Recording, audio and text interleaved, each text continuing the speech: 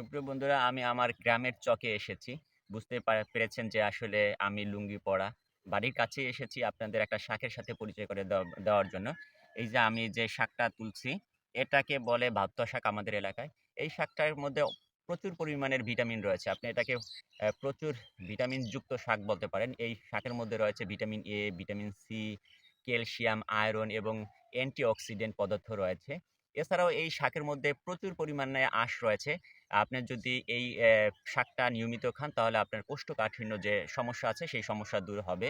এই শাকের মধ্যে যে বিশেষ যে উপকারিতা রয়েছে সেটা হলো এই শাক কিন্তু রক্ত শূন্যতাকে দূর করে।